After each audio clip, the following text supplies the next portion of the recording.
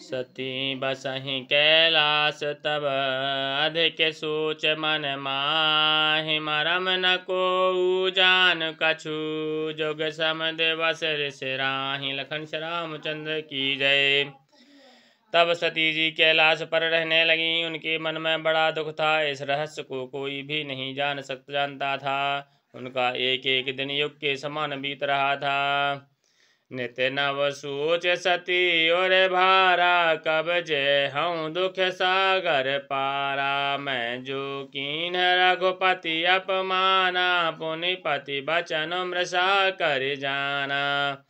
सती जी के हृदय में नित्य नया और भारी सोच हो रहा था कि मैं इस दुख समुद्र से पार कब जाऊंगी। मैंने जो रघुनाथ जी का अपमान किया है और फिर पति के वचनों को झूठ जाना, सो फल मोहि विधाता दीना। जो कछु उचित रहा सोई कीन्हा। अब विधि यस बूझै नहीं तो ही शंकर विमुख जियावसि मोहि।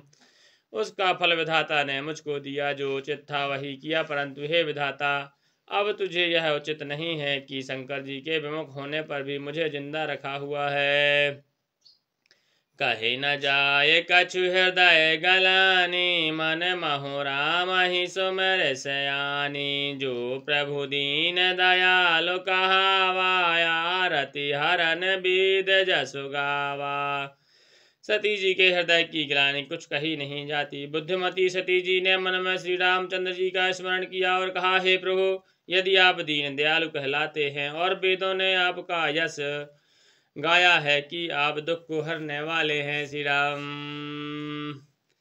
तो मैं विनय करऊं कर जोरी। छूटै बेग देह यह मोरी। जो मोरे शिव चरण सनेहु मन क्रम वचन सत्य व्रत येहु।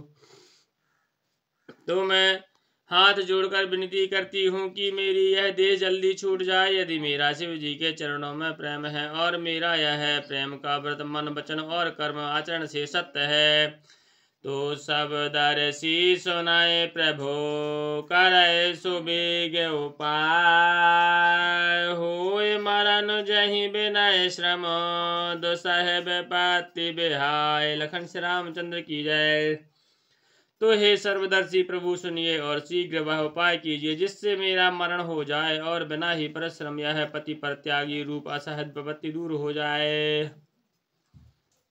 यही विधि दुख ते प्रजेश कुमारी। अकथनीय दारुण दुख भारी। बीते संवत सहस 87 तजी समाधि शंभु अविनाशी।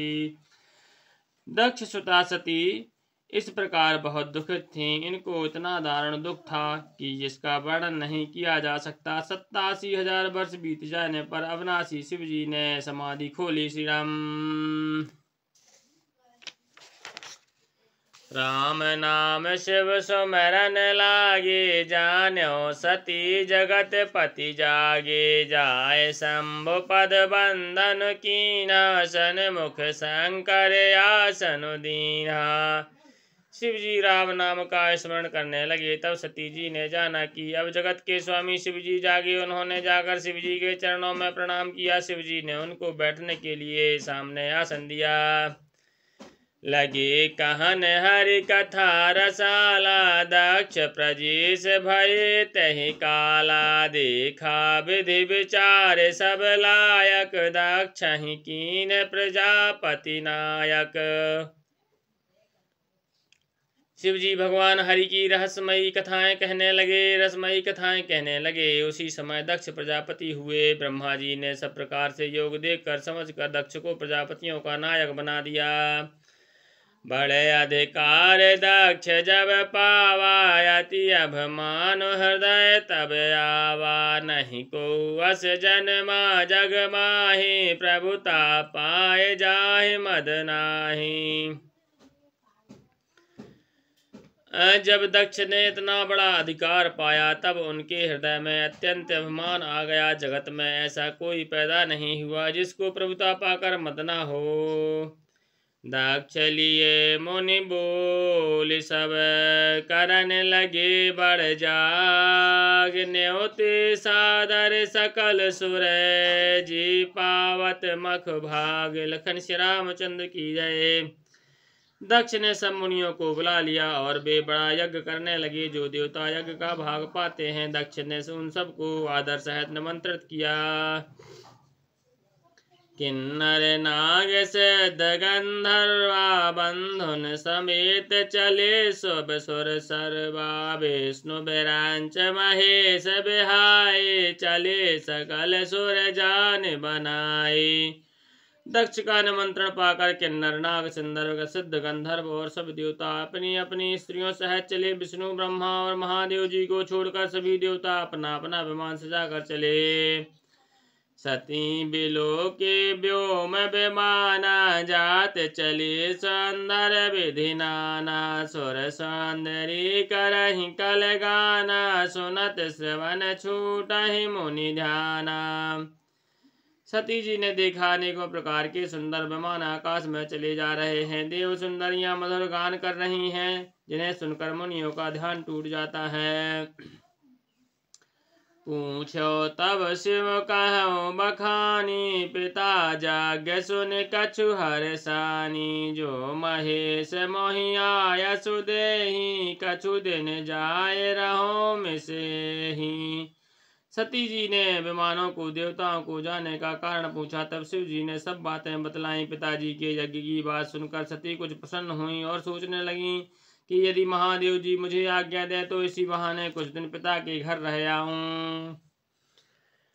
पति पर त्याग हृदय दुख भारी कहे न निज अपराध विचारी। बोली सती मनोहर वाणी भय संकोच प्रेम रस सानी। क्योंकि उनके हृदय में पति द्वारा त्यागी जाने का बड़ा भारी दुख था, पर अपना अपराध समझकर वे कुछ न कहती। आखिर सती जी भय संकोच और प्रेम में सनी हुई मनोहर वाणी बोली। पिता भवन उत्सव परम जो प्रभु आयस हो। तो मैं जाऊं कृपायतन सादर देखन सोय। हे प्रभु, मेरे पिता के घर बहुत बड़ा उत्सव है। यदि आपकी आज्ञा हो तो कृपा धाम मैं आदर सहित उनके पास देखने चली जाऊं। कहो नीक मोर हो मन भावा यह अनुचित नहीं नेवत पट्नवत पठावा। दक्ष सकल निज सुता बोलाई हमरे बयर तुम्हों बिसराई। शिव जी ने कहा, तुमने बात तो अच्छी कही, यह मेरे मन को भी पसंद आई, पर उन्होंने न्योता नहीं भेजा, यह अनुचित है। दक्ष ने अपनी सब लड़कियों को बुलाया है, किंतु हमारे बैर के कारण उन्होंने तुमको भी नहीं बुलाया। ब्रह्म सभा हम सन दुख माना तहि ते अजहु करहि अपमाना। जो बिनु बोले जाहु भवानी रहे न शील स्नेह न कानी। एक बार ब्रह्मा जी की सभा में हमसे अप्रसन्न हो गए थे, उसी से वे अब भी हमारा अपमान करते हैं। वे भवानी, जो तुम बिना बुलाए जाओगी तो ना शील स्नेह ही रहेगा और ना मान मर्यादा ही रहेगी।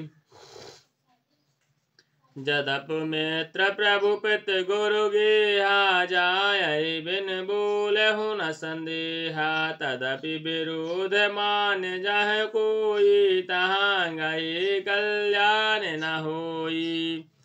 यद्यपि इसमें संदेह नहीं है कि मित्र, स्वामी, पिता और गुरु के घर बिना बुलाए भी चले जाना चाहिए, तो भी जहाँ कोई विरोध मानता हो उसके घर जाने से कल्याण नहीं होता। भांति अनेक शंभु समझावा भावी बस न ज्ञान उर आवा। कह प्रभु जाहु जो बिनहि बुलाए नहीं भले बात भमारे भाए। शिव जी ने बहुत प्रकार से समझाया, पर होनहार वसती के हृदय में बोध नहीं हुआ। फिर शिव जी ने कहा कि यदि बिना बुलाए जाओगी तो हमारी समझने में अच्छी बात नहीं होगी। कहि दीखा हर जतन बहो रहा है न दक्ष कुमार। दिए मोक्ष गण संग तब बेदाकीन त्रिपुरारे। लखन श्री रामचंद्र की जय। उमापति महादेव की जय। पवन सुत हनुमान की जय। गोसाई तुलसीदास की जय। बोलो भाई सब संतन की जय।